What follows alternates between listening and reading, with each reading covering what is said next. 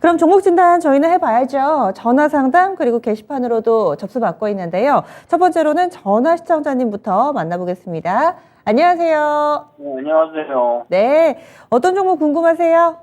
애경산업입니다. 애경산업 매수가 알려주세요. 매수가 29,000원이고, 예, 예, 10%입니다. 29,000원에 10%. 어떤 점이 가장 궁금하세요? 그 매수가까지 올 수 있을지가 가장 궁금하고요. 예, 예, 일단은 어떻든 매수가까지는 와야 그다음 또 대처를 한다 아닙니까? 네. 그다음에 추매를 만약에 한다 그러면은 네. 저 추매까지도 생각하고 있는데 네. 한 얼마까지나 좀 떨어질 수 있을지 좀 알고 싶고요. 네. 추가 매수한다면은 그 가격대 그리고 원금 회복 가능성 기간적으로는 여유 있으세요?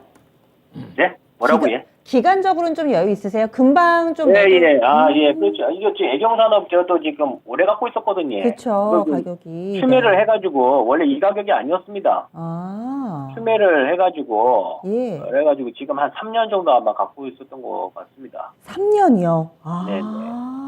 그러셨군요. 알겠습니다. 그러면은 굉장히 장기 투자를 지금 자의반 타의반으로 좀 하고 계신 것 같은데 이 종목 알아보겠습니다. 잠시만요. 네네. 예.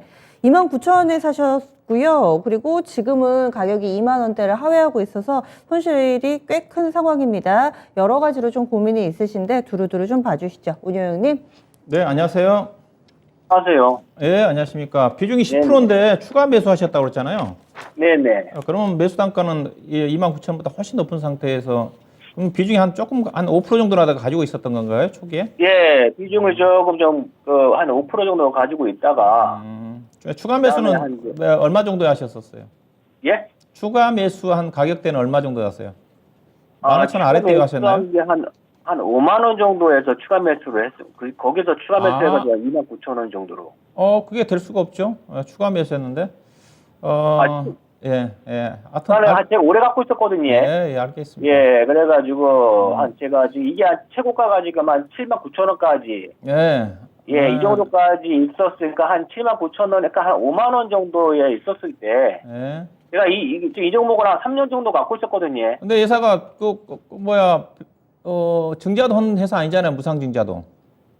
네? 무상증자도 안 했지 않습니까? 근데 예. 추가 매수했는데 제가 현재 매수 단가가 29,000원인데 예. 29,000원 아래에서 매수하셔야지 매수 단가가 낮아질 텐데 그게 맞지 않은 것 같아서 물어본 거예요. 알겠습니다. 예. 아니, 예. 제가 잘못 들었네. 예.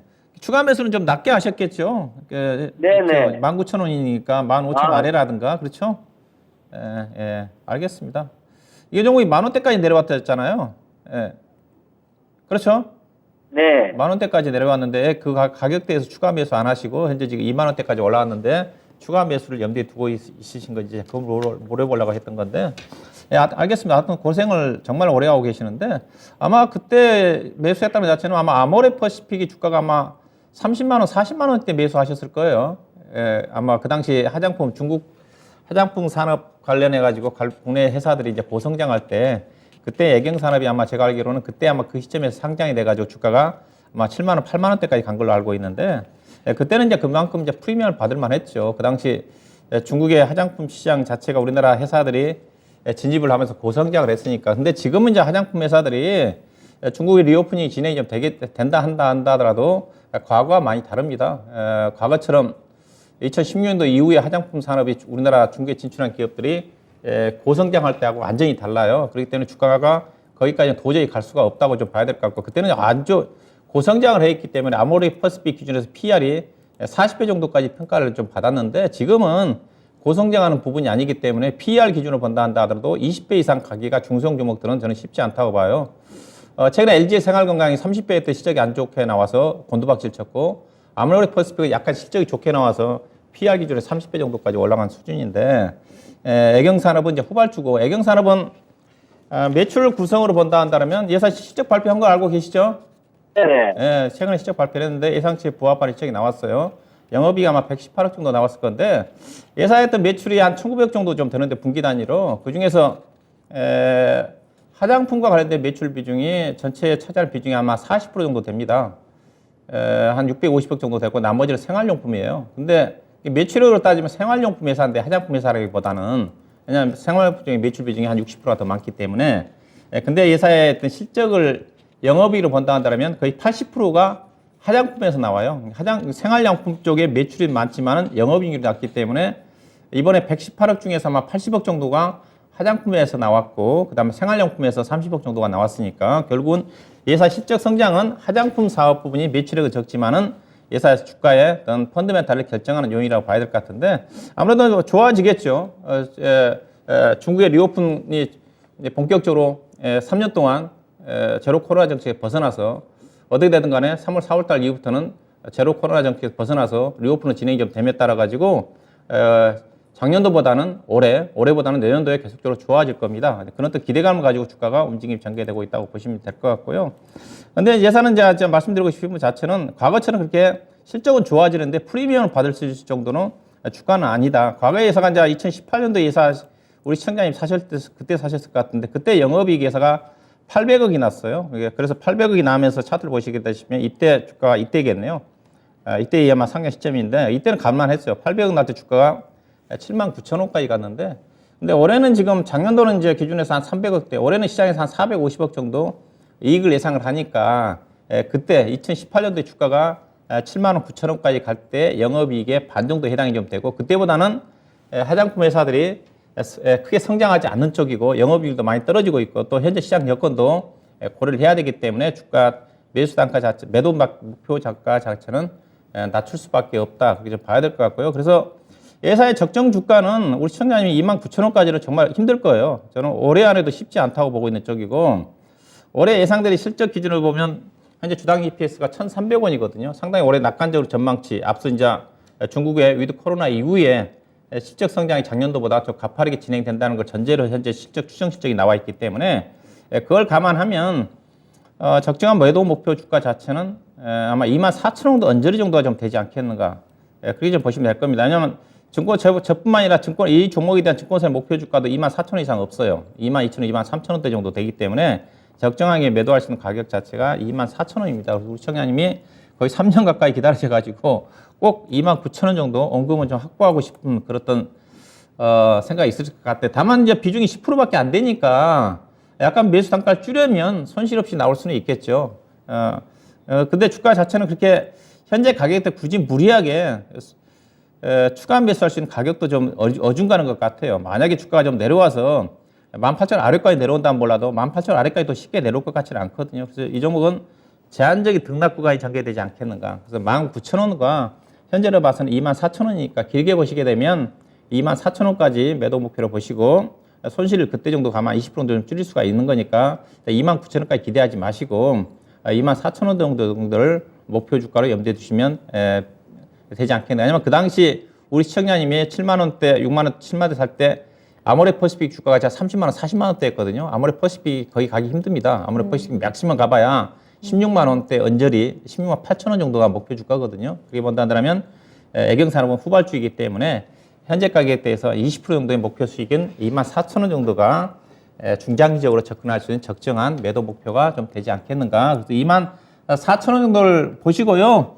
추가 매수는 가급적 좀 싸게 사는 게 필요하지 않겠는가. 일단 실적은 검증이 됐으니까 주가는 크게 안 떨어질 거예요. 혹시라도 시장이 안 좋아가지고 주가가 19,000원 아래 18,500원까지 떨어진다 한다면 10% 정도는 좀 추가 매수 하셔가지고 매수 단가를 낮추는 전략도 가능하지 않겠는가. 그렇게 좀 보시면 될 것 같습니다. 시청자님 더 궁금하신 점은 없으세요? 예, 여기 지금 보니까는 21년도에 네. 그 9월에 보니까는 그때가 24,800원 최고치였거든요. 네. 여기 영업이익이 보니까 그때가 244억 정도인데 네. 올해는 보니까 그보다는 한 150% 정도 더 늘었으니까는 영업이익이나 이런 매출이. 그래서 그러니까 그때보단 주가가 더 위에 있어야 될 것 같다. 24,000원에서 그래도 제가 산 매수가 정도는 오지 않을까 저는 그렇게 생각을 하거든요. 거기에 대해서는 운 의원님 어떤 의견 주시겠어요? 24,000원 정도까지는 저도 보입니다. 실적이 좀 양호하게 나오는 쪽이고 또 여전히 또 화장품 중국 위드 코로나에 대한 정책 모멘텀이 상반기 정도까지 좀 살아있을 수 있는 거니까 그래서 24,000원 이상을 크게 상회할 것 같지는 않아요. 왜냐하면 시장 여건도 좀 봐야 되는 거니까 현재 종합주가지수라든가 여러 가지 경제 상황도 좀 고려해야 되는 거니까 그래서 우리 시청자님 가급적 29,000원 정도를 손실 없이 저도 권해드리고 싶은데 제가 그 목표 주가 잡아드린다고 해서 가는 건 아니고 저뿐만 아니라 대체적으로 이 화장품 업종을 담당하는 애널리스트 애경 산업에 대한 12개월 목표 주가가 저도 제가 확인하고 왔는데 24,000원입니다. 올해 연말 12개월간 자체는 시장이 올해 종합주가 지수가 12개월 자체 2,700 정도 간다는 전제 하에니까 그게 아마 24,000원대가 제가 보기에도 합리적으로 도달할 수 있는 그러다 가격대가 좀 되지 않겠는가. 기술적으로는 일단 저점은 확인이 좀 됐으니까요. 주가 하락에 대한 걱정은 안 하셔도 될 것 같고 좀 기다리시면 그 정도를 목표 주가를 보는 게 적정하지 않겠나 봐야 될 것 같습니다. 네, 시청자님 좀 한 번 더 깊게 고민을 해보세요. 원금 회복까지는 약간 좀 어려울 수 있다 이렇게 좀 의견을 주시는데요. 꼭 네네. 현명하게 마무리하시기 바랍니다. 네네. 수고하셨어. 예, 이렇게 해서 애경사도 봐드렸습니다. 참 오래 기다리셨던 분이네요. 한참 화장품 관련된 종목군들도 강했을 때가 있었죠. 또 오래 가지고 있다 보면 또 미련도 남고 내가 기다린 시간에 대한 보상도 받고 싶으실 텐데 거기에서 또 마음을 잘 추스려야지 그 다음이 있습니다. 첫 번째 시청자님 힘내시고요. 저희 두 번째 종목 알아보도록 하겠습니다. 이번엔 게시판으로 갑니다. 조수영 캐스터 어떤 종목 볼까요? 유튜브를 통해 들어온 종목 진단입니다. 닉네임 푸른 하늘님, 네, 종목은 일진 하이솔루스고요. 매수가 54,588원에 5% 보유하고 계십니다. 진단 부탁드려요 라고 댓글 남겨주셨는데요. 오늘 이 종목은 종가 33,800원으로 마감했습니다. 그런데 54,000원대 매수하신 거 보니까 작년 1월쯤에 매수하신 것 같은데요. 시간이 꽤 흐른 것 같습니다. 이 종목 수소 연료 탱크 관련주로 분류가 되고 있는데요. 그런데 오늘 나온 소식에 따르면 작년 4분기 실적도 좋지 못했는데 또 올해도 매출이 계속 감소할 거란 보도가 나오고 있습니다. 상대적으로 전기차에 비해서 수소차들이 좀 빛을 많이 못 보고 있는 것 같은데요. 이 종목 앞으로 어떻게 해야 될지 고민이 많으실 것 같습니다. 이 종목 관련돼서 박준현 운용령님께 자세한 진단 부탁드리도록 하겠습니다. 네. 그렇죠. 아무래도 그 2차 전지와 수소 관련 쪽으로 비교해 본다 한다면 뭐 계속 제가 뭐 관련 수소차 관련 부품 종목 갖고 계신 분들 2년 3년도부터 수소차는 안 된다. 사더라도 2차 전지를 사야 된다는 쪽이었는데 근데 지금부터는 조금 달라질 거예요. 올해부터는. 자, 2년 전부터는 왜냐면 수소차 관련된 부분 자체가 그 당시 제가 2년 전에 현대차가 수소 시장 자체를 가장 앞서가는 쪽이었지 않습니까? 근데 최근에 작년도에 약간 중단도 하면서 주춤거래 쪽인데, 근데 수소차 관련 쪽에 대한 그 현대차의 목표가 2025년도 기준해 가지고 50만 대 생산 목표였어요. 차량으로 제가 알기로는 50만 대인가? 근데 현대차가 1년 생산 캐파 자체가 자동차 캐파 자체가 600만 대, 700만 대입니다. 근데 50만 대 생산해 가지고 관련 부품 회사들이 돈이 되겠냐 이거죠. 돈이 안 된다고 그랬습니다. 그래서 되더라도 2차 전지를 사야 되는 거. 근데 지금은 이제 올해 들어서는 지금 수소와 관련된 것들이 보니까 최근 들어서 보니까 유럽 시장을 중심으로 해가지고 본격적으로 차 시장을 유럽 내에서도 적극적으로 지금 정책적인 지원 하에 지금 추진하고 있는 것 같아요. 그래서 좀 더 좀 빨라질 것 같아요. 그래서 올해부터 서서히 이제 수소 연료 전지를 중심으로 해가지고 관련된 종목들. 근데 최근 들어서 연료 전지 관련된 종목들 좀 관련 종목들 좀 움직임이 전개되고 있지 않습니까? 그래서 대신 근데 뭐 일진 하이솔루스라든가 일진 다이아몬드에서 이게 분사된 회사지 않습니까? 이건 부품 회사예요. 부품 회사들은 돈이 안 됩니다. 솔직히 말해서. 하더라도 그래서 연료전지를 제가 사야 된다는 얘기를 하고 있는 쪽이 연료전지 관련 종목들. 그래서 일진 하이솔루스라든가 일진 다이아몬드라든가 수소 관련 부품 회사들은 어려운 쪽이고요. 사다 한다라도 효성 첨단 소재라든가 관련 또 종목들을 좀 사야 된다고 제가 말씀드리고 있는 쪽인데, 근데 이제 서서히 주가 상승은 모멘텀이 좀 부각이 좀 될 건데 문제는 회사가 이제 앞서 얘기했다시피 실적이 안 따라주니까 수소 시장과 수소 부품 시장과 관련된 성장 속도 자체가 3년, 4년부터 이슈가 됐던 건데 회사가 주가가 못 갈 수밖에 없던 것 자체가 지금 보시다시피 2018년도 이후부터 아마 계속 그 수소 시장에 대한 성장 기대감을 가지고 움직였던 주식인데 매출액 증가가 별로 거의 없어요. 특히 영업이익 자체가 2020년도부터 2020년도에 151억 영업이익 나타난 회사가 2021년도 98억, 작년도는 33%로 줄어들었거든요. 줄어들었지 않습니까? 그래도 매출액이 성장을 하면서 영업이익도 꾸준히 증가돼야 되는데 속도 자체가 더딘다 한다 하더라고요. 근데 매출액은 거의 지금 3년 동안 정체지 않습니까? 2019년도에 919억인데 작년도 1,000억밖에 안 되는 거니까 뭐 주가 못 가는 거죠. 성장이 전혀 없는 거죠. 앞으로도 더디게 갈 겁니다. 현재 전망치로 따지면 올해 57억, 올해도 매출액 전망치가 거의 없어요. 아마 2025년도 가면 좀씩 저는 매출이 증가되지 않겠는가. 그래서 주가는 못 간다고 좀 보시면 될 것 같고요. 다만 주가는 좀 서서히 시간이 지남에 따라 가지고 관련 산업이 점진적으로 시장에서 주목을 받을 수가 있기 때문에 우상향할 수가 있겠지만 의미 있게 주가가 상승하기 어려워 보입니다. 아마 54,500원대, 아마 일진 다이아몬드 주가도 좀 볼 필요가 있을까. 거의 뭐 비쌀 것 같은데 주가가 상승하기 좀 어려워 보이고요. 현재 예상 시가총액이 무려 1조 2천억입니다. 1조 2천억이라는 거 염두에 두셔야 될 것 같고요. 1조 2천억인데 회사가 매출액이 1,000억짜리 회사지 않습니까? 주가가 엄청 비싸거든요. 상상할 수 없을 정도 주가 비쌉니다. 그래서 주가는 저는 지금이라도 좀 팔아서 교체해야 될 것 같아요. 기술적으로 일단 36,000원 정도가 반등이 좀 나올 수 있는 가격인 것 같아요. 1조 2천억이면 너무 비싸네요, 보니까요. 저도 1조 2천억까지는 잘 못 봤는데 지금 보니까 시가총액 1조 2천억짜리거든요. 1조 2천억이고 연간 매출액이 1,000억이고 영업이익은 30억짜리 주식. 주가가 안 빠지고 있는 것도 다행이라고 생각하셔야 될 것 같습니다. 올해 예상 실적 PER이 172배, 내년도 145배, PBR이 4배 되는 주식. 주가 못 갈 것 같습니다. 일단은 이거는 버리셔야 될 것 같고요. 차트상으로 보면 괜찮은데 기본적 분석상으로 본다면 워낙 비싼 주식입니다. 1조 2천억짜리면 영업이익이 100억이 안 나는 회사이기 때문에 그래서 일단 기술적으로는 36,000원 정도에서 적극적으로 매도하셔가지고 교체하는 전략이 좀 필요하지 않겠는가. 사더라도 이거 파셔가지고 연료전지 쪽에 두산 푸얼셀이라든가 뭐 각광받고 있는 동아화성이라든가 S푸얼셀이라든가 그쪽이 저는 더 유리해 보여요. 상대적으로. 이거는 36,000원대 매도하셔가지고 교체하는 전략 제시도록 하겠습니다. 네. 그래서 게시판에서도 수소차와 수소 연료전지 이쪽에 대해서 여러분들이 좀 관심을 가지고 계시는데 일단 차 쪽보다는 그래도 연료전지 쪽, 에너지와 관련된 쪽이 좀 더 낫지 않을까 이렇게 또 예상을 해주시네요. 그러면은 다음으로 저희 전화 받아보도록 하겠습니다. 시청자님 안녕하세요. 네, 안녕하세요. 네. 어떤 종목 봐드릴까요? 네, SK 이노베이션이고요. 네. 평균 단가는 17만 3,275원이요.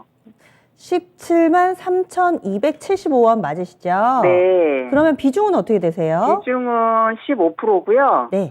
갖고 있은 지는 한 1년 가까이 되는 것 같고요. 아, 네. 예, 20만 원대 평균 단가였는데 좀 물타기 해서 매수하셨군요. 줄였고, 그리고 지난번에 거의 평균 단가 왔을 때 네네.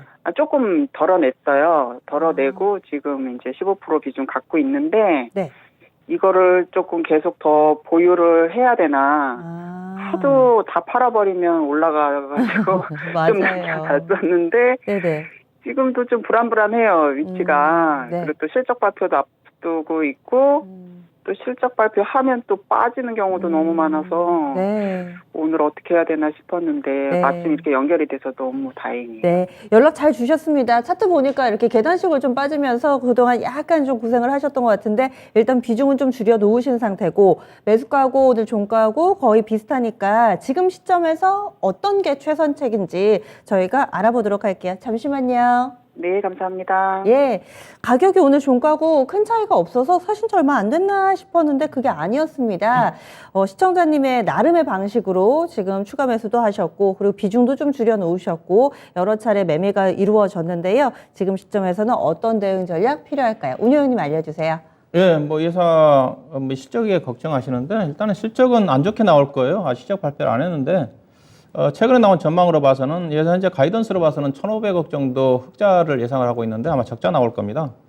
적게는 아마 수백억 대에서 많게는 한 7천억 정도 차이가 많은데 최근에 나온 전망으로 봐서 7천억 정도 적자 나올 것 같은데 제가 보기엔 7천억 정도 나올 것 같아요. 왜냐하면 최근에 S-오일 같은 경우도 시장 예상치보다 영업이 상당히 안 좋게 나왔거든요. 정유 부분에 대한 실적이니까 예사가 또 2차 전지도 적자입니다. 2차 전지도 아마 2,700억 정도 4분기만 적자 나올 거란 전망이니까 제가 보기에는 한 7천억 정도 적자 나올 것 같아요.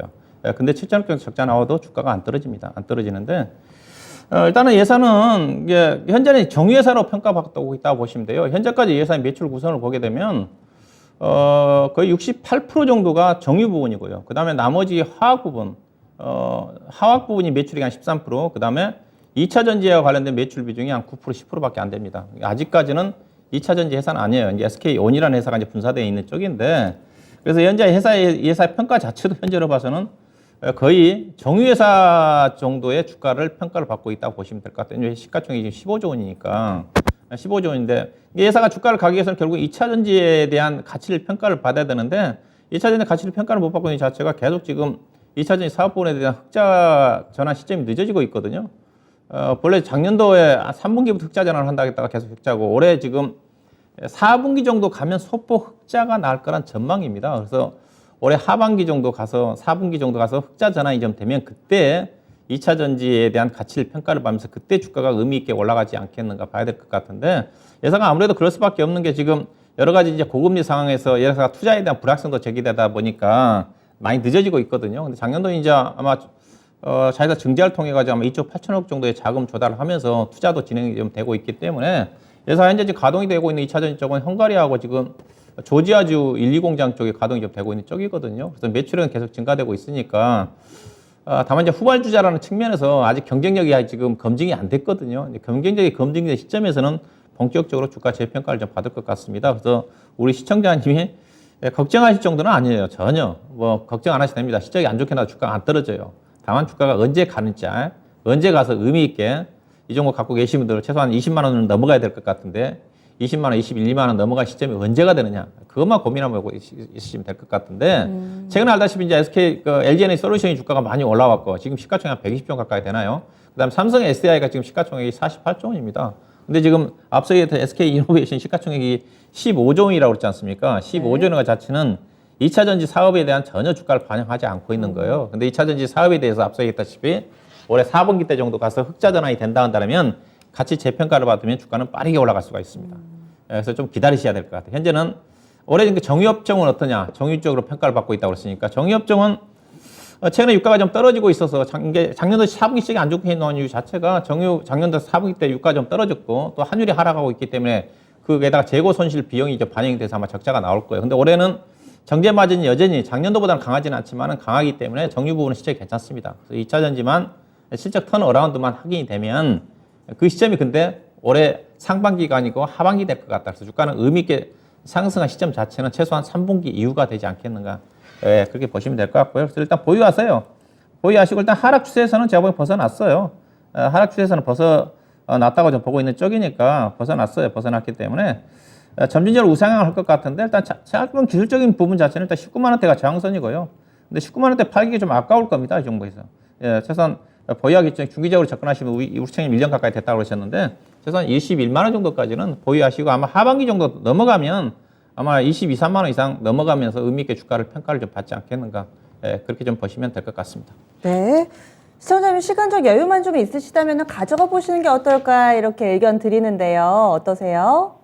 저는 이제 올해도 기다렸고 갖고 가려면 갖고 갈 수는 있는데 네. 요새 또 다른 것들이 너무 좋은 게 막 많이 있다 보니 변동성 네. 많게 올라가고 막 이런 것들이 있다 보니 또 지금 말씀대로면은 또 하반기까지 기다려야 되면 또 시간도 오래 걸리고 하니까 뭐 적당한 선에서 조금만 그러면 조금 올라갈 가능성이 더 많을까요? 가까운 시일 내에 그게 제일 궁금해요. 짧은 시간 안에 워낙에 좀 오래 기다리셔가지고 이 시간적으로 기회비용을 놓치는 것에 대해서 아쉬움이 좀 있으신가 봐요. 근데 지금 서두를 거 없습니다. 지금 시장 자체가 이제 낙폭 과대 종목들 전반적으로 반등이 좀 마무리가 좀 된 상태이기 때문에 SK이노베이션도 시장 수익률 정도는 올라간다고 봐요. 최소한에서요. 시장의 소외를 받지 않습니다. 요즘 시장이 가는 주식들 따라서 하게 되게 되면 또 엇박자 날 수가 있어요. 오늘 삼성전자라도 SK하이닉스 또 급락이 나오잖아요. 계속 갈 것 같지만 그런 네. 쪽입니다. 현재까지 제가 보기에는 주요 업종들이 뚜렷하게 주도할 수 있는 업황이 좋아지는 산업은 없어요. 그래서 점진적으로 순환 상승하면서 가는 국면이기 때문에 SK이노베이션은 최소한 19만 원 정도까지는 가져가는 전략 가능할 것 같아요. 19만 원 정도 가면 그 정도에서 매도하셔가지고 다른 쪽으로 교체하는 전략으로 접근하시면 될 것 같고요. 이 종목 팔아가지고 다른 거 들어가기가 물론 이제 개별성 종목들 가지고 잘 선택을 하게 되면 수익이 좀 나지만은 SK이노베이션 대형주 매매하신 분 이 종목 팔아가지고 다른 대형주 쪽에 대응하기가 좀 쉽지는 개인적으로 않아 보입니다. 그래서 좀 편히 좀 가져가시고 19만 원 정도까지 가져가서 다른 종목 쪽으로 교체하는 전략이 좀 필요하지 않겠는가 뭐 그런 조언을 해드리고 싶네요. 네, 19만 원 정도로 설정을 해드립니다. 참고하셔서 잘 대응해 보세요. 예, 감사합니다. 수고하세요. 예, 네. SK 이노베이션 봐드렸습니다. 약간은 좀 답답해 보이는 종목군들, 하지만 좀 시간이 지나고 나면은, 아, 그게 안전지대였구나, 이런 생각이 드는 경우도 좀 있으니까요. 저희가 전화 상담으로 오랜만에 SK 이노베이션 정유주하다 봤습니다. 다음으로는 게시판 가보겠습니다. 어떤 종목 골라볼까요? 네, 유튜브를 통해 들어온 종목 진단입니다. 닉네임 초심님, 종목은 더존 비존이고요. 매수가 41,700원에 15% 보유하고 계십니다. 진단 부탁드립니다. 라고 댓글 남겨주셨네요.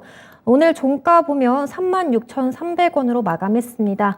그런데 41,000원대 매수하신 걸 보면 작년 4월 말쯤에 매수하신 게 아닌가 싶은데요. 매수하신 이후로 주가가 계속 좀 잠잠한 흐름을 보이고 있습니다. 기업들의 소프트웨어 서비스를 제공하는 회사로 알려져 있고요. 그동안 코로나 때문에 경기가 좋지 않다 보니 기업들도 IT 분야에 좀 투자를 줄이면서 영향을 받았습니다. 작년 4분기 실적은 예상치보다 좋진 못했는데 올해는 실적 반등이 나올 거란 분석들이 나오고 있거든요. 근데 이 종목 어떻게 대응하면 좋을지 박준현 운용용님께 자세한 진단 부탁드리겠습니다.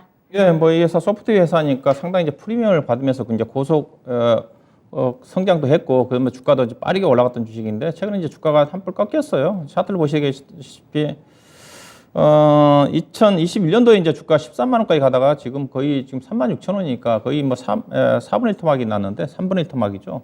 이게 날 수밖에 없는 게, 이들 회사들 같은 경우는 이제 영업이익률이 상당히 좀 중요해요. 또 실적이 꺾여버리면 하향입니다. 2020년도에 예상한 3천억 정도 매출액에다가 767억 영업이익이 나면서 영업이익률이 중요하다고 했었는데, 영업이익률이 이때 예사가 25%까지 나왔던 회사인데, 그들은 이제 고점 찍고 2021년도, 그 다음에 특히 작년도 같은 경우는 4분기 실적 발표가 됐거든요. 영업이 거의 이제 고점 대비해서 거의 반토막 수준 정도까지 좀 떨어졌어요. 반토막은 767억에 455억이니까 거의 40% 정도 감소인데, 그러다 보니까 영업이익률이 25%에서 15% 정도 떨어지다 보니까 영업이익 떨어지니까 매출액은 그대로 유지가 좀 되고 있지만은 이익이 확 떨어지죠. 그러면 프리미엄을 받을 수가 없습니다. 향후 이제 좋아지겠지만은 과거에 이제 고점을 달성하기 상당히 어려워요. 그러면 과거에 이제 고성장할 때는 PER 기준에서 30배 내지는 40배 정도까지 장이 좋을 때는 평가를 받았는데 지금은 그렇게 평가를 받을 수가 없어요. 그래서 주가는 이제 여기 이 가격대가 상당히 고차가 될 가능성이 큽니다. 그래서 주가가 올라가기는 저는 쉽지 않다고 보이는 쪽이고, 왜냐하면 현재 봐서 회사가 상당히 이제 경쟁력이 좀 문제가 좀 성장성의 한계가 지금 보이는 것 같거든요. 매출액도 2020년도에 3천억대가 딱 올라서고 난 다음에 지금 3년 동안 지금 3천억대 유지가 좀 되고 있으니까 올해도 지금 3,300억이니까 2020년도 기준으로 본다 한다면 거의 3년 동안 10% 정도밖에 성장하지 않는 거니까 여기다 영업이익률 감소하고 있어가지고, 그리고 올해 예상되는 실적 자체가 PER 기준에서 30배 되는 수준이잖아요. 그래서 그러면 예사 주가는 의미 있게 주가는 올라가기 어려울 것 같고, 다만 예사가 이제 재무 내용 자체라든가 탄탄한 예사이기 때문에 하방은 좀 지지가 좀 될 것 같은데, 과거에 13만 원대에 대한 여기는 정말로 힘들다. 예. 다만 단기적으로 좀 주가가 좀 많이 떨어졌고, 이게 13만 원대 주가가 지금 3만 원대까지 떨어졌기 때문에 기술적인 반등은 좀 시도할 것 같은데, 그 가격이 현재로 봐서는 4만 원 넘어가기 어려울 것 같습니다. 이 종목의 상승률이 제한적이에요. 4만 원이 넘어간다는 자체는 PER 기준에서 지금 3배, 4배까지 간다는 거잖아요. 근데 앞서 얘기했다시피 회사가 2020년도까지 고성장을 했기 때문에 프리미엄을 받을 수가 있었던 건데, 지금은 영업이익률도 뚝 떨어지고 지금 역성장 국면에 진입을 했기 때문에 작년도 같은 경우 거의 뭐 반토막이지 않습니까? 고점 대비해서.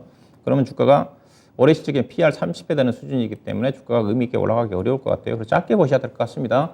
41,700원인데 현재 최근에 고점 자체가 12월 달 고점 자체가 39,200원이었거든요. 근데 최근에 4분기 실적도 안 좋게 나왔잖아요.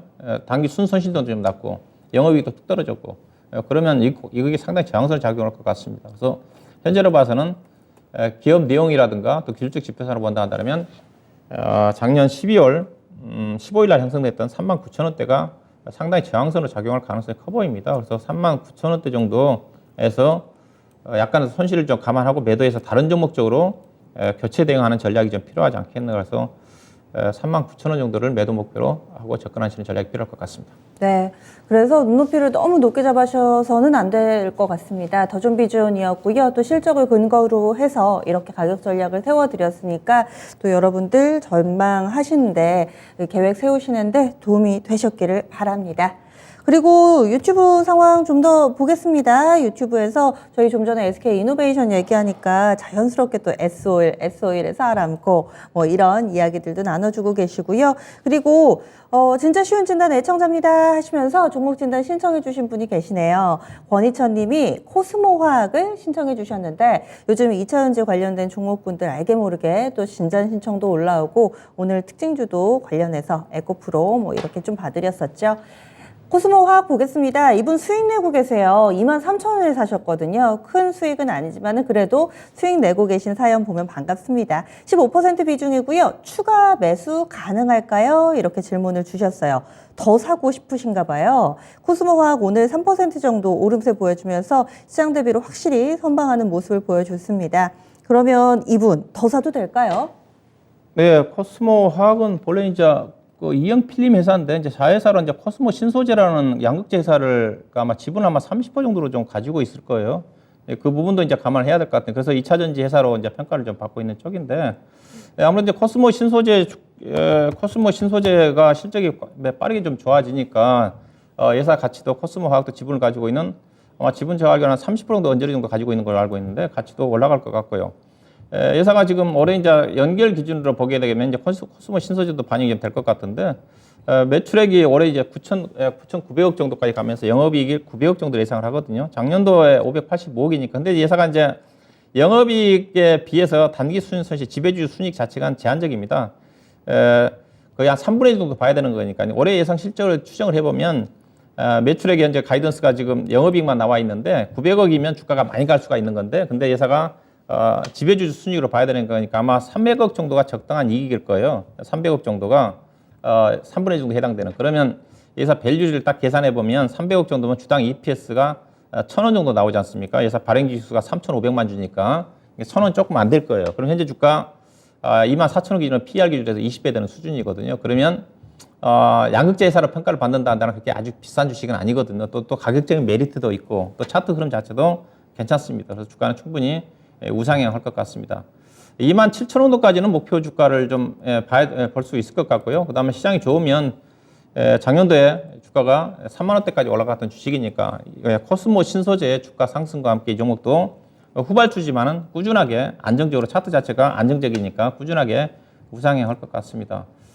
비중이 15% 정도 좀 되는데 약간 추가 매수도 가능할 것 같아요. 21동 평균선지 60일 평균선도 돌파를 하면서 좀 올라가고 있는 부분이기 때문에 이제 올라간다 빠진다 한다 하더라도 22동 평균선이 22,400원대니까 현재 주가 기준에서 약 1,700원 정도 차이가 좀 나는데 충분히 빠르게 가지는 않습니다. 대신요. 그래서 약간 조정이 나온다 한다면 23,000 아마 500원, 500원 정도 좀 내려온다 한다면 그게 상당히 안전한 가격이 좀 될 것 같아요. 500원 정도 내려온다 한다면 충분히 10% 정도 좀 매수하셔가지고 일단 기술적으로는 작년 11월 달에 형성됐던 27,000원 정도에서 저항을 좀 받을 것 같은데 충분히 시장이 좋으면 이게 2차 전지 관련 종목들은 최근 움직임이 전개되고 있지만 인플레이션 감축법이 미국에서 3월 정도 확정이 돼야 된다고 그랬으니까 그때 정도 가야 될 겁니다. 그때 가게 되게 되면 시장의 상승과 함께 종목도 직전 고점, 작년도 3만 원대 고점인 그 정도까지는 가지 않겠는가. 일단은 인플레이션 감축법이 확정되기 전까지는 27,000원 정도, 그 다음에 그 이후에는 3만 원 정도까지 목표 주가를 염두에 두시고 충분히 추가 매수 가능할 것 같습니다. 네. 그래서 원래 계획대로 좀 하시면 될 것 같아요. 추가 매수 가능하다. 그리고 속도가 빠르지는 않겠지만은 3월에 IRA 가이던스 나오게 될 즈음에 또 다시 한번 시세를 낼 수 있다. 이렇게 전망까지 곁들여서 알려드렸습니다. 권희천님 충분한 팁이 되셨기를 바랍니다. 그리고 지금 보겠습니다. 저희 게시판에서 한 종목 정도 더 볼 수 있을 것 같고요. 코스모화 사고 싶으셨는데 못 사신 분도 계시네요. 많은 분들의 관심이 또 모아지고 있습니다. 마지막으로 골라본 종목은 죄파고TV님께서 SK텔레콤 신청해 주셨네요. 오래 들고 계신 것 같아요. 인적 분할이면 2021년 뭐 이때쯤이었던 것 같은데 그때부터 들고 계셨대요. 그래서 매수가가 6만 원이고요. 비중이 10%. 장기로도 생각하고 있는 종목입니다. 어떻게 대응하면 좋을까요? 어떻게 하면은 지금 원금 근처까지 좀 회복이 될 수 있을지 이런 부분들 고민하고 계시는 것 같은데 SK텔레콤입니다. 46,000원대 오늘 종가 기록되고 있습니다. 이분은 어떻게 대응 전략을 세워봐야 될까요, 운용님? 네, 6만 원에 사셨지만은 오랫동안 가지고 계셨으면 아마 배당 받고 그랬었으면 손실은 없을 겁니다. 요즘 1월 달 들어서 가장 업종별로 가장 약한 게 제가 조사를 해봤더니 가장 부진한 게 통신 쪽이에요. 통신하고 그다음에 전기, 가스, 한전이 많이 떨어졌기 때문에. 유틸리티 쪽. 그렇죠. 그다음에 음식료 세 군데만 많이 났습니다. 제가 업종 자료를 좀 어제 지금 지수 동향을 좀 체크를 해봤는데 네. 아무래도 시장 자체가 지금 경기 회복 기대감이지 않습니까? 네. 그러면 여기에 맞춰서 가야 되는 거예요. 이게 시장에 매매하더라도 지금 매매는 경기 방어주 갖고 매매해서는 안 됩니다. 경기 민감주 내에서 가지고 가야 되는 거예요. 시장이 급박하게 바뀌었어요. 불과 1년 사이에 경기 방어주에서 경기 민감주 쪽으로 이동해버린 거지 않습니까? 가파른 금리 인상이 빠르게 전개됐고 또 최근 시장 자체는 이제 고용 지표가 좋게 나왔지만은 그래도 하반기 때 금리 인하에 대한 기대감을 가지고 가지고 있고 또 경기가 생각보다 침체가 아니라 완만하게 좋아질 거라는 기대감을 가지고 움직임이 전개되고 있기 때문에 지금은 경기 민감주 쪽에서 매매를 하셔야 되지 이렇게 방어 종목들을 갖고 계시면 계속 소외를 받을 수밖에 없어요. 근데 이제 통신주 갖고 계시면 성향 자체가 장기 안정적으로 배당을 보시는 분들이지 않습니까? 이제 그런 그쵸. 성향을 감안해서 제가 진단해 드리면 근데 통신주를 그렇다 한다 하더라도 연초에 사는 건 아니에요. 예, 고배당주기 때문에 경험적으로 제가 조사해 보면 통신주 같은 경우는 연말 어김없이 배당락 함정이 빠져가지고 2월달, 3월달까지 주가 안 갑니다. 예, 그러니까 시기를 잘못 선택한 거예요. 사더라도 통신주는 6월달, 7월달 정도 사가지고 11월달, 12월달에 팔아야 되는 거고요. 그다음에 1월달, 2월달, 3월달까지는 통신주를 중심으로 해가지고 이른바 고배당주는 매매해서는 안 되는 쪽입니다. 그러다 보니까 주가 차트 보시다시피 더구나 지금 시장 자체가 경기 민감주 쪽으로 지금 관심이 쏠려진 상황이고 또 이 종목은 작년 연말에 그나마 배당락 기대감도 올라갔던 그 기대감도 꺾여버리다 보니까 최근에 LG U+가 SK텔레콤만 실적 발표 안 한 걸로 알고 있는데 LG U+가 실적 좋게 나왔음에도 불구하고 LG U+ 주가 못 갑니까? 못 갈 거예요. LG U+인데 LG U+도 지금 저점이지 않습니까? LG U+ 실적 상당히 양호하게 나왔거든요. 양호하게 나왔는데 그래서 SK텔레콤 주가 가기 힘듭니다. 다만 주가는 뭐 이런 종목 방어적인 종목이니까 배당을 번다고 해서 길게 장기 투자 하시는 것 자체는 문제는 없죠. 근데 수익 내기는 어렵다고 좀 보시면 돼요. 그래서 단기적인 성향이 나온다 하더라면 지금이라도 팔아가지고 교체하셔야 되는 거고, 근데 이분 성향은 아마 중장기 투자이기 때문에 계속 가셔야 될 것 같고, 올라간다 한다라도 이 종목은 5만 원대가 강력한 저항선입니다. 아마 제가 개인적으로 뭐 이거 4월달, 5월달 정도 가더라도 5만 원 이상 돌파하기 어려울 거예요. 다른 경기 민감주들이 주가가 올라갈 때, 그 종목이 올라갈 때 이 종목은 오히려 빠질 가능성이 큰 거고, 만약에 경기가 안 좋아져서 방어적인 쪽으로 관심이 쏠린다 하더라면 그때 상대적으로 부각될 수가 있는 건데 그게 쉽지 않거든요. 그래서 현재로 봐서는 단기적인 관점에서 5만 원 매도 목표고요. 그렇지 않고 본인이 장기적으로 배당을 염두에 두고 장기 투자하신다 한다면 꾸준히 가져가는 전략 자체는 문제는 없다 그렇게 보셔야 될 것 같습니다. 네, 알겠습니다. 정리를 하시는데 원고 회복까지는 조금은 좀 어려울 것 같다. 이렇게 해서 얘기를 해 주시네요. 그리고 아무래도 이 전체적으로 중간 배당도 있고 분기 배당도 있고 연말에도 배당을 하고 뭐 이런 부분들도 감안을 하셔서 꾸준히 좀 들고 오신 게 아닐까 이런 생각을 해봅니다. SK텔레콤에 대해서 또 이렇게 진단을 해드렸습니다. 저희 그러면은요 내일장 어떤 대응 전략이 좀 필요할지 팁을 얻어볼게요. 운영님 내일장에서는 어떤 점이 중요할까요? 네, 일단은 지난 주말에 고용 지표가 워낙 좋게 나왔던 부분 자체를 아마 추초에 미국 시장이 어떻게 반응을 한지 좀 검증을 좀 필요할 것 같아요. 어떻게 보면 고용 지표가 좋게 나온 부분 자체는 한편으로 보면 호재일 수도 있고 한편으로 보면 통화 정책으로 본다 하면 악재일 수가 있는 건데 어디로 반영이 좀 될지. 근데 해석하기 나름인데 일단은 최근에 이제 경기 침체에 대한 우려감이 부각됐다는 점에서 고용 지표가 좋다는 자체는 경기 침체에 대한 우려감 자체는 완화가 됐다는 측면에서는 긍정적인 부분이고요. 그다음에 시장에서 올해 한두 차례 정도 금리를 인하를 하고 인하 기대감을 가지고 주가가 움직였다는 측면에서 본다 한다면 고용 지표가 좋게 나왔기 때문에 영원준의 통화정책 기조 자체가 약간의 어떤 매파적으로 흘러갈 수 있는 어떤 부분들은 부담스러운 어떤 부분입니다. 근데 현재 시장 자체는 제가 보기에는 통화정책 자체는 결국은 물가만 떨어지면 좀 되는 거니까 물가가 현재 안정을 찾고 있기 때문에 이제 물가만 떨어진다 한다면 고용 지표도 좋고 더할 나위 없이 좋은 쪽으로 흘러갈 수가 있거든요. 근데 그런 어떤 부분들을 확인하는 과정에 주식시장에 좀 필요하지 않겠는가. 그래서 국내 시장 자체가 그런 것들이 오늘 주가에 반영이 됐다고 봐야 될 것 같고, 다만 국내 시장 자체가 오늘 부정적으로 장했던 것 자체가 아무래도 미국의 금리 인하 기조 자체가 퇴색될 수밖에 없기 때문에 달러가 가파르게 반등하고 있지 않습니까? 그러다 보니까 우리 오늘 원달러 환율이 무려 23원 정도 급등을 하다 보니까 외국인 수급에 단기적으로 부정적인 영향을 미쳤던 거거든요. 근데 외국인 투자가들이 그렇다고 주식을 팔지는 않습니다. 오늘 약간 현물 쪽에서 3천억 정도 매도가 나왔지만 매도가 나올 것 같지는 않고요. 다만 이제 선물 시장 가지고 이제 변동성을 야기시킬 수가 있는 건데 오늘 또 장 초반에 그 낙폭을 줄였던 것 자체가 장 초반에 외국인 투자가 선물 매도했다 매수로 돌아설 때 낙폭을 좀 줄였거든요. 근데 장중에 거의 3천억 가까이 매도가 나왔다가 종가에 지금 최종적으로 보면 약간 85억 정도 선물 매도 금액으로 따지면 85억 정도인데 막판에 앞서 얘기했다시피 매도 금액을 많이 줄여놨어요. 주가는 안 떨어집니다. 저는 2,430포인트 정도 일조로 보게 되면 2,430포인트 정도가 22동 평균선이 올라오고 있는 쪽이고 그다음에 202동 평균선이 지금 2,423이거든요. 2,430포인트 언저리 정도는 충분히 하방이 지금 지지가 될 수가 있는 거고요. 근데 시장 자체가 그렇게 빠르게 가지 않습니다. 그래서 너무 가파르게 올라왔기 때문에 우리 시장 자체는 지금 여러 가지 수출 지표 자체도 1월 달에 127억 불 정도 적자가 났고 그다음에 다른 나라도 물가가 떨어지고 있는데 우리나라 지금 1월 달에 소비자 물가 지표는 지금 5.2로 올라갔거든요. 5.0에서. 그런 또 부분들이 다른 나라 여타 지표와 또 국내 또 실적 시즌의 실적들이 상당히 안 좋지 않습니까? 이것 때문에 국내 시장 자체가 상대적으로 부진하다고 좀 봐야 될 것 같고 해외 증시가 여전히 강세이기 때문에 국내 시장 자체는 더디게 갈지는 주가는 떨어지지 않는다 그렇게 보시면 될 것 같고요. 그래서 당분간 2,430과 2,520포인트 정도의 등락 과정이 좀 전개되지 않게 되면 내일 뭐 추가적으로 빠진다 한다면 현금을 가지고 계신 분들은 당분간 밀고 당기는 전략입니다. 빠지면서 하고 올라가면 가급적 좀 비중을 줄이는 그런 어떤 관점에 접근하셔야 될 것 같고 시장 자체가 낙폭과대 종목들 중심의 반등이 거의 다 일단락이 좀 된 것 같아요. 앞서 이제 업종별로 제가 볼 때 1월 달부터 가장 많이 올랐던 업종이 전기전자 쪽입니다. 전기전자 17% 올랐고 그 다음에 많이 오른 게 서비스, 그 네이버라든가 카카오 쪽이 포함된. 그 다음에 증권주예요. 증권이요? 증권주가 애 올랐겠습니까? 증권주가 안 좋거든요. 오르고. 낙폭 과대라는 측면입니다. 네. 낙폭 과대 종목들, 네이버, 카카오도 낙폭 과대 종목들이거든요. 전기전자 관련 종목도 작년도에 가장 많이 빠졌던 쪽입니다. 그들 종목들이 빠르게 올라왔어요. 지금부터는 무슨 말이냐? 그러면 지금부터는 이제 실적 호전 종목들 중심에 차별한데 그렇다고 해서 실적 호전 종목 뚜렷하게 부각되는 종목들이 없어요. 업종들이. 그래서 상대적으로 괜찮은 종목들이 아무래도 자동차 쪽에 자동차 부품과 아니면 대형주가 지수가 올라가기 어려운 부분이기 때문에 그다음에 건설기계, 그다음에 2차전지 일부 종목들, 그다음에 수소라든가 로봇이라든가 엔터, 메타버스와 관련된 이들 쪽은 실적은 안 좋지만은 이슈 관련된 종목들 중심으로 해서 제한적인 종목 장세에 편승하는 전략이 좀 필요하지 않겠나 그렇게 봐야 될 것 같습니다. 예.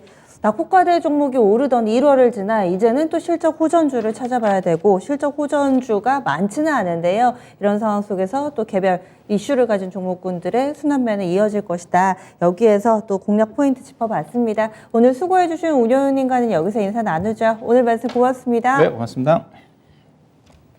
네, 실적 발표 이어집니다. 오늘도 장 마치고 나서 대기업들의 실적 발표들 계속해서 나오니까요. 내가 가진 종목은 나오지 않았는지 이런 부분들 좀 체크 필요해 봅니다. SK이노베이션도 나왔고요. 현대건설기계 실적 발표 나와 있는 상황입니다.